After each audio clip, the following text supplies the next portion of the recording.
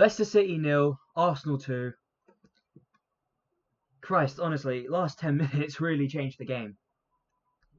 I'm actually surprised that there weren't any goals scored before them, either for Leicester or Arsenal. We both had our chances, very good chances at that.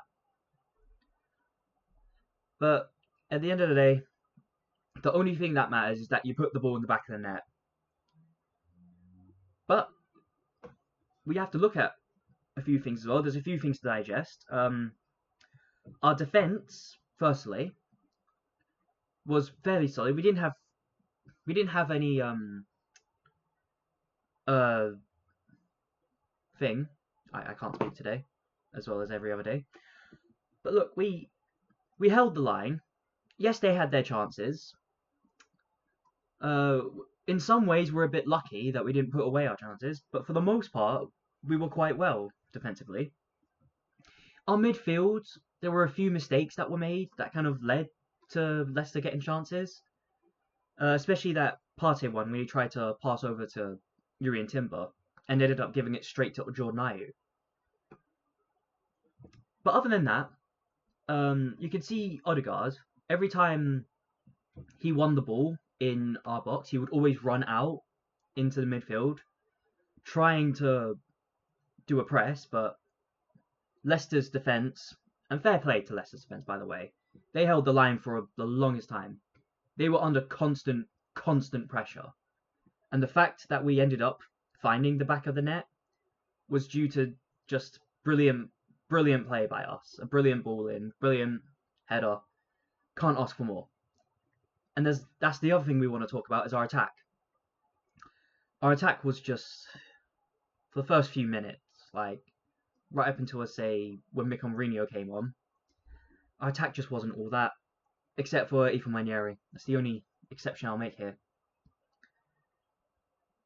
But Sterling, and I've been saying it about Sterling this whole time, Sterling's definitely not good enough for us.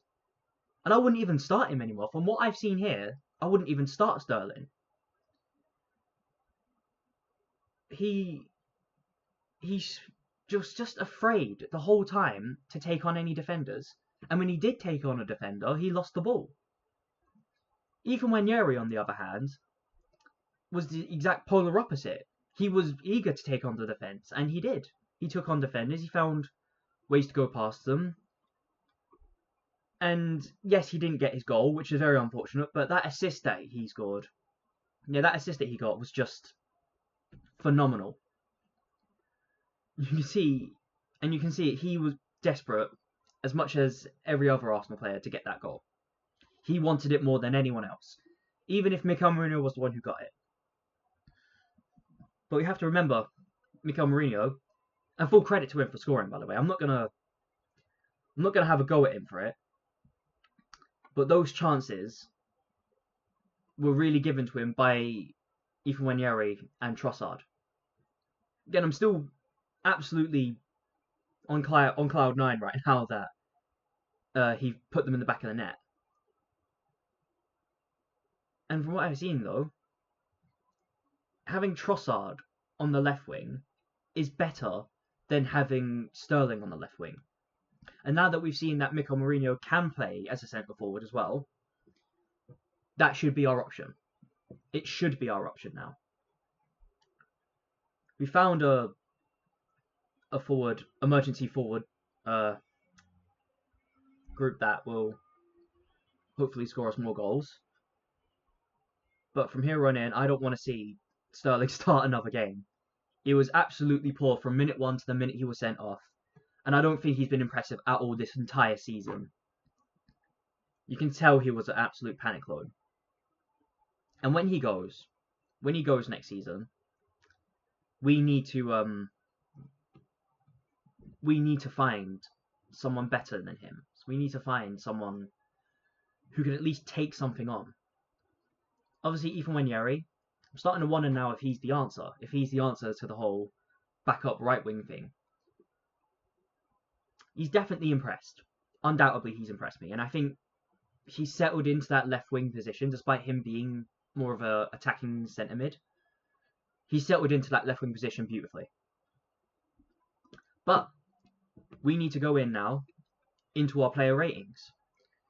And we're going to start with David Raya. David Raya, he did what he had to do.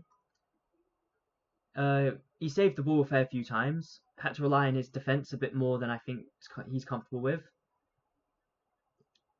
But he didn't make any crazy mistakes, I don't think. So I'm going to be giving him a 7.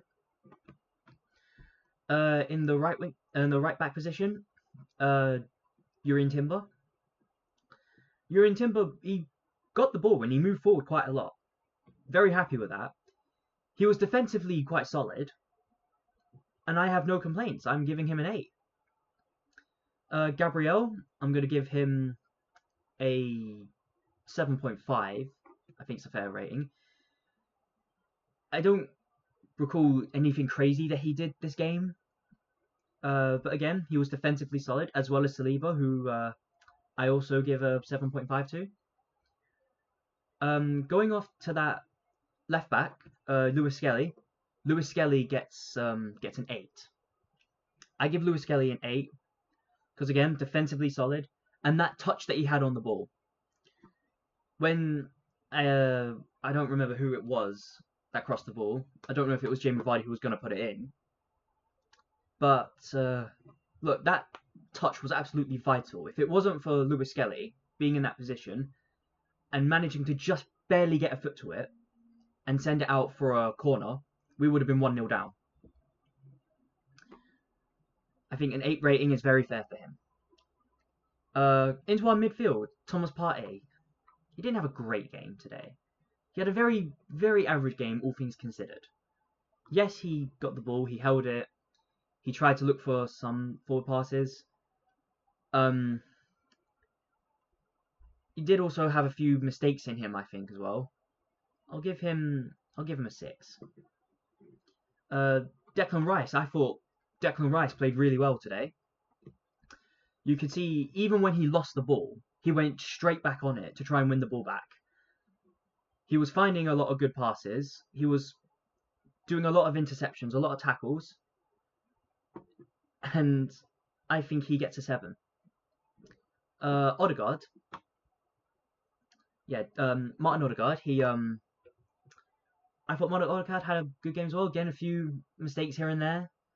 I don't think he had as many mistakes as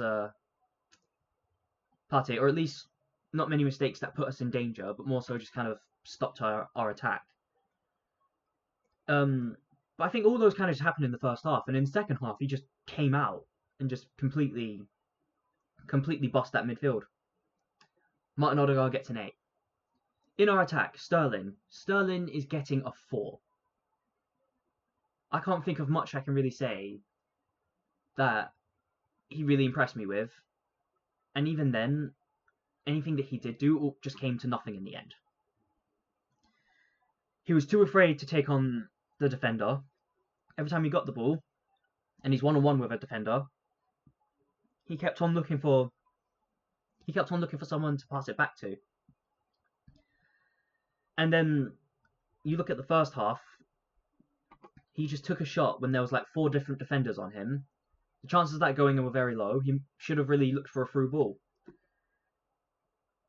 But even when he did try to take on the defender, he just ran straight into the defender. Just very poor overall. He gets a 4 rating. Leandro Trossard, he played the majority of the game as a centre forward. And yes, near the end of it, he did kind of come off and take Sterling's place in the left wing. He wasn't really that much of a threat when he was playing in the centre forward position. But he did get the assist, and that is something to account for. So I think he deserves at least a 7. And Yves Wanyeri. I love this boy. I love him. He is absolutely phenomenal. From minute 1 to minute 90, very, very, very few points where I can sit there and say, no, well, he didn't do well there. He should have done this instead of this. He was amazing the whole game. Even when Yeri gets a 9, and he is my man of the match. Mikel Arteta. I think Mikel Arteta, he made the substitutions that he had to. He obviously brought on Mikel Merino, put in the centre forward, and Mikel Merino can change the game entirely. When Mikel Merino came on, and obviously Sterling came out of that left wing position, we actually felt dangerous. I think Mikel Arteta deserves a solid 8, at least for the substitutions. But those are my player ratings. That's my match review. Let me know what you think. Like, share, and comment, and please subscribe.